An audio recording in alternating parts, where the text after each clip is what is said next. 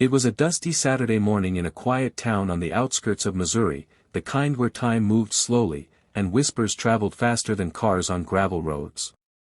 Jonathan Reed sat on the wooden bench outside the local grocery store, sipping lukewarm coffee from a chipped mug. The lines on his face told a tale of grief, of years spent alone after his wife, Emily, passed away 5 years earlier. He was only 43, but his heart bore the weight of a man much older, broken, tired, and still aching for something to make life feel meaningful again. Jonathan had once run a small auto repair shop, his hands stained with grease, but his soul enriched by love.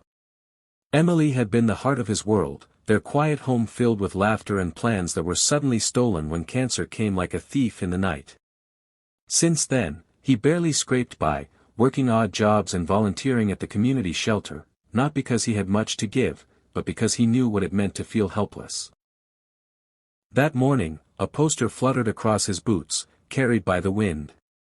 He picked it up absent-mindedly, ready to toss it, until his eyes caught the words. Auction, 19-year-old girl for labor, house help, or caretaking. No other options. Family in crisis. Saturday, 2 p.m. His stomach churned. What is this? He muttered aloud, unable to believe that in 2025, someone could still think of people as things to be sold. He looked again. The auction wasn't far, just down in Rivertown, 2 hours away. He should have thrown it away and gone back to sipping his coffee, but something in his chest tightened. Maybe it was the memory of Emily, who had spent her life fighting for young girls in trouble, or maybe it was the echo of loneliness in his own bones that refused to ignore the desperation behind the words. Jonathan didn't have money to spare, but he had his old truck, $420 in the bank, and a need to do something. That was enough. The crowd at the Rivertown barn was a mix of curiosity and cruelty. Some came to mock, others to bid. And then there was her, Maya. Barely 19, tall but shrinking into herself, eyes hollow like someone who had learned too young what it meant to be abandoned.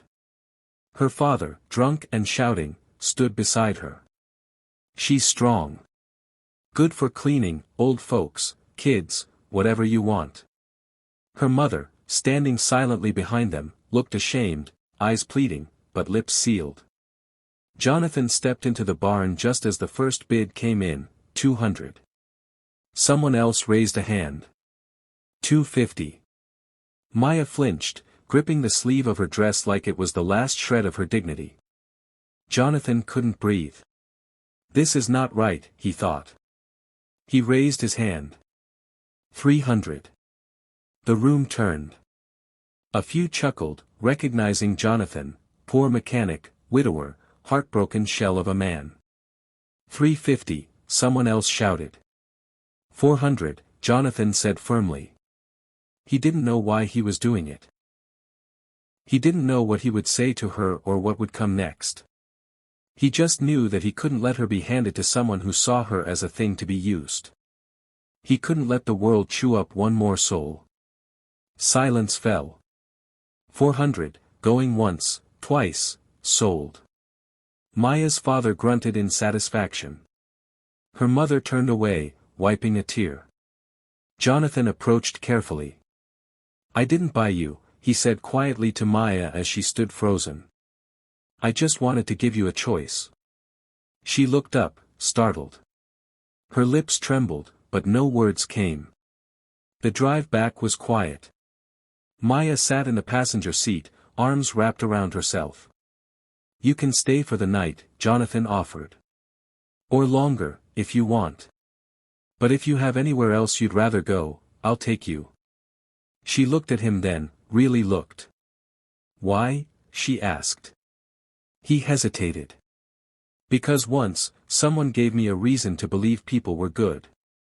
My wife. She taught me that you don't turn away from pain. You sit with it. You try to help. That's all. Maya didn't reply.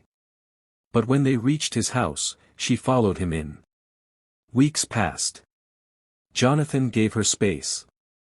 He fixed her a room. He found her books, helped her sign up for online courses, introduced her to the women at the community center where she slowly began volunteering. Bit by bit, Maya unfolded, first with silence, then with words, then with laughter. One night, while they were washing dishes, she finally told him the full story. Her father had lost everything to alcohol and gambling. Her mother had tried to protect her, but they were drowning in debt. The auction had been a desperate attempt to save their home, and Maya had agreed, thinking there was no future left for her anyway. "I thought it'd be worse," she whispered. "I thought I'd be sold like an animal. But then you came." Jonathan's throat tightened. He had never felt like a hero. But that moment, those words, felt more profound than any paycheck or praise. Months turned to a year. Maya became a sister to the local teens who came to the center. She spoke at schools. She started a YouTube channel called Human, Not for Sale, where she told her story, not with shame, but with strength. Her message spread, first through town, then state, then across the country. One video went viral, her sitting beside Jonathan, holding his hand. "This man changed my life not by rescuing me, but by seeing me. He reminded me that my life has value, even when the world told me otherwise." Donations poured in. Interviews followed. But Maya stayed grounded, still cleaning the kitchen every morning, still leaving Jonathan sticky notes on the fridge that read things like, "Thank you for believing in me when I didn't." And Jonathan? For the first time since Emily died, he felt alive again. Not because Maya filled the void, but because she lit up a new corner of his heart. Not love the way he once knew it, but a deep, healing connection that reminded him the world still held beauty. One spring afternoon, Maya stood on a stage at a women's empowerment summit in Chicago. She told her story, voice unwavering, eyes bright. "Sometimes, the world breaks you. But sometimes, a stranger refuses to let you fall apart. I was auctioned off like I was nothing. And a man with no money and a broken heart said, 'You matter.'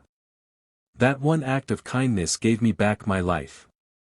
She paused, tears shining.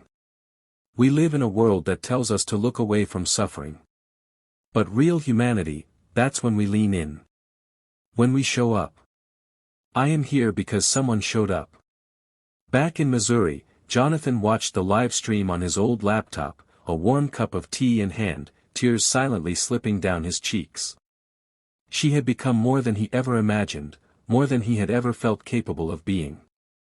And somehow, in saving her, she had saved him too. The world is full of broken stories, but sometimes, just sometimes, two broken people can help put each other back together. And that is where healing begins.